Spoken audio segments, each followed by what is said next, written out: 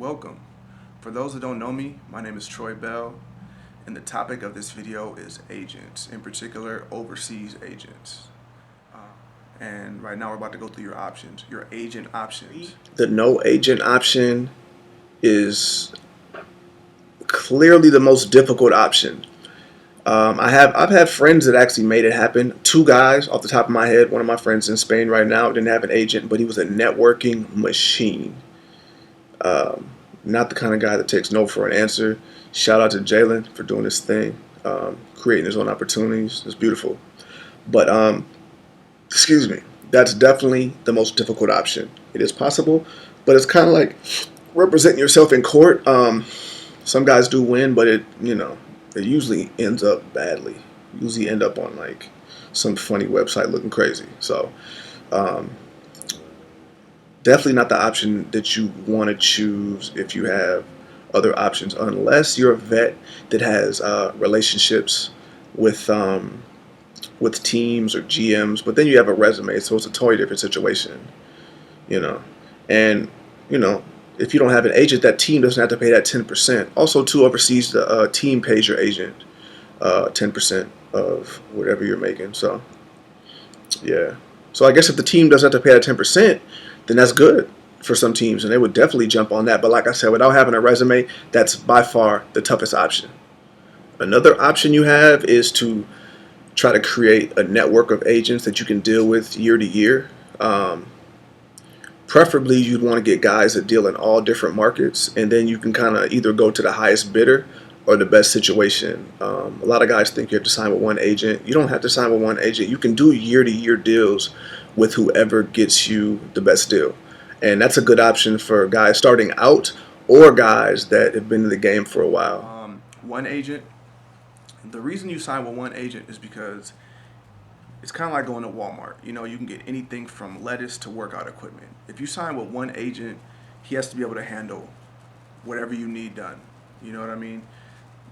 This isn't the kind of situation where you sign with a guy just to say, hey, guys, I have an agent. That's not why you do it. You sign with one agent because he's placed players in good situations. You believe and trust him. Um, he has lawyers in place in case the team doesn't pay, which happens a lot of times overseas, unfortunately. Um, you want them to be resourceful. You want them to understand what's going on over there, because sometimes if you play overseas, you're going to run into some frustrations for a variety of different reasons. Um, Trust me, just a variety of different reasons. So you need an agent that you can kind of talk to, you know, in times of crisis. You know, a good agent is busy sometimes, so you're not always going to be able to, reach him every time. But that's because he's busy, he's doing his job, and hopefully he's doing good things for all of his clients. But, he has to be able to help you through tough times, through, just living situations or disputes with the team, the coach, etc. If you need to fire your agent, make sure you send that agent a letter letting him know that he's fired. It's your new agent's job to send paperwork to FIBA saying that he's now representing you. And that's important because I had a friend that actually didn't properly fire his agent and got sued for a lot of money. All he had to do was send in a letter. He didn't send a letter, sued for a lot of money. Bad deal. Bad deal. Um, there's some other stuff I wanted to talk about too. Taxes. A lot of people say you don't have to pay taxes overseas. Not true. Your team is supposed to pay your federal taxes. But if you live in a state like I do, like Minnesota, that has state taxes, then you have to pay your own. You do have to pay state taxes. If you make, no, I don't know if it's if you make over a certain amount of money, but just know that you have to pay taxes in certain states, and do your research on that, because when the IRS people or the state tax people come, trust me, it's no fun. No fun for anybody. Well, it's fun for them probably because that's their job, but it's not gonna be fun for you. Trust me. Now, when you're switching teams or just trying to get to a new team year to year, no matter what happened with your last team, especially if it was bad, you never get to tell your side of the story. Never. So just know that. So you must always conduct yourself like a professional and understand that every day you're there is an opportunity for somebody to judge you negatively and an opportunity for you to take a pay cut or not receive another contract based on what the people you're working with, coaches, GMs, president, whoever else is involved in the program, if they want to badmouth you, because it doesn't matter. It doesn't matter what. It doesn't matter what really happened. And think about it, right? So if you're a team, you're not going to talk to an agent about what happened with that player because an agent's job is to place players so they can get paid, get deals done so they can get paid. So every team knows that your agent's going to be biased most times. Sometimes untrue things are going to be said, just like in real life, just like the rumor mill. But what I would advise everyone to do is conduct yourself like a professional at all times. Think about it like this. Sometimes two people could look at the same thing and have two totally different stories, right? It happens all the time. So don't give your team or anybody a reason to say anything bad about you. You know what I mean? Don't give anybody the opportunity to say something that will stop you from getting another contract. Now, the only way to do that is to, sometimes you got to bite your tongue. You have to be receptive to what's going on around you, and you can't let your emotions get the best of you. That's probably the biggest thing. Or your ego. That'll probably be a whole different video. Don't let your ego get the best of you and have you cussing people out, doing all kinds of stuff, because Americans are a dime a dozen. Just to be honest, like, I know there are guys that are thinking, oh, I can't be replaced. Yes, you can. Yes, you can. There are so many people around the world dribbling a basketball that are just as good as you. Keep this in mind. Sometimes it's better to be liked than it is to be good. Now, this also refers to what I was saying about not getting your money. I've been in situations where teams are only going to pay a couple people. They're going to end up paying who they like. So be that guy that stays after practice, gets there early. Be that guy that works with the young kids. Be that guy that talks to the coach. Don't be that prima donna guy. That's not going to ride overseas. The only guys overseas that get to be the prima donnas are the guys from that country. And to be honest, like, if you don't really know how it works, if you're playing in like a bigger market, the national team players are going to be more important than any American player, because the teams that are usually the most successful overseas are the teams that have the best locals. So just know that. Always conduct yourself in a professional manner.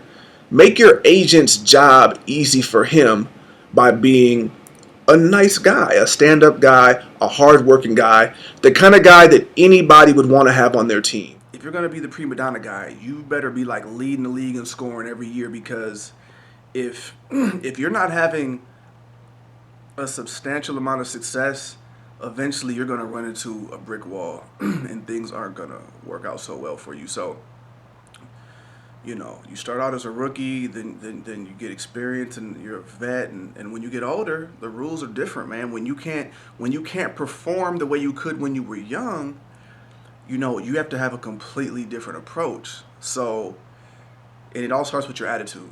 So if you can go in there and be likable and be coachable, build some friendships, then the chances of you having a long career are great, and the chances of you getting your money when the team decides they're not going to pay everybody, your chances go up so much higher.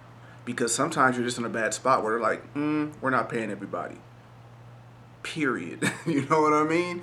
So you want to be the guy where they're like, you know what, man, that guy Troy, man, he really bought in all year.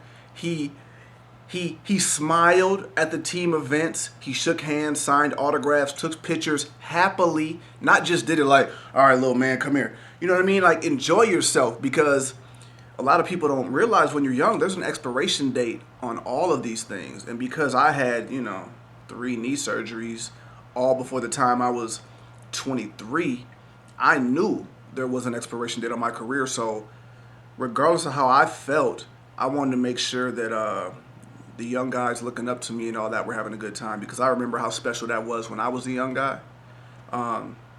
This is crazy, but when I was really young, some guys in my neighborhood, when Michigan was playing in the Final Four, Chris Webber, Jalen Rose, and the Fab Five and Jawan and them, they were like in like a Jeep, and they like rolled through my neighborhood like on 40th and Clinton, and they like signed autographs for us. It was crazy. Like, it was crazy. I remember that right now. I think I still have the postcard that I got their autograph on, like in my house. It was beautiful, and they don't remember that, but I remember that.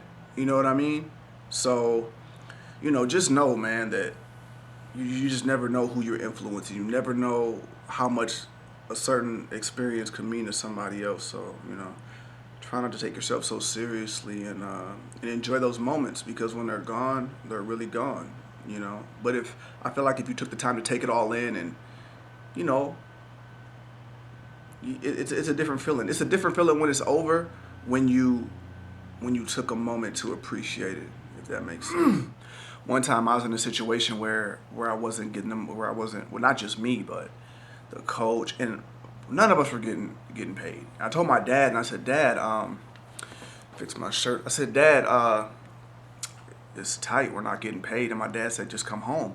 I said, in America, that makes perfect sense, right? You don't get paid, you stop. But overseas, if you don't get paid and you stop, then I know it sounds crazy, but they're going to be like, oh, he's not going to play when he doesn't get paid? Well, we can't have this guy. We can't sign this guy. I know you're all thinking, what do you mean, bro? You weren't getting paid. I know I wasn't getting paid at that time, but that happens overseas. So you have to go into it. And the reason I'm kind of saying this is because if you understand what's going on, it's easier to navigate through things. I remember the first time I didn't get paid on time. I think they were like 3 weeks late, and I remember I talked to the guy like, where is my money? Like, what are we doing here? And he just kind of explained to me like, well, none of us have gotten paid, and that's kind of how it works here. It's always late. But we always get it, but it's always late. And once he kind of explained it to me, I'm not gonna lie, I didn't feel better, because I was really young, and I was just like, I don't like it. Pineapples, you know what I mean? I don't like it. But as I got older and started developing relationships with teams and clubs and coaches, and I really started understanding how it works, it just kind of became, okay, your check's going to be weeks to a month late, possibly 2 months late for your image payments. And what you have to do is make sure that you have some money saved up, and to cover your bills or cover whatever's going on. Because if you know going into it that your money is going to be late or it might not come, and I don't want to make this sound so bad, because I've gotten all my money except for what I'm waiting on right now. We had to go through some court proceedings. We won the case, but I'm waiting on my payment. But at the same time, like, it's important to know that if your payment's going to be a month late, you have to be prepared for that. You have to have some money put aside. Maybe you can't do certain things that you want to do until that next payment comes. So I just think it's important to be prepared for things like that. And it's also one of those things where everything's easier to go through the second time. And so hopefully by hearing, some of my negative experiences, it can help you navigate through and be in the right mental space to succeed, as opposed to, because I've heard of guys, matter of fact, my friend told me about a guy, his money was late, he just had a baby, his money was like a month or two late, the guy was giving him the run around the way they do, and he like grabbed dude up, choked him up.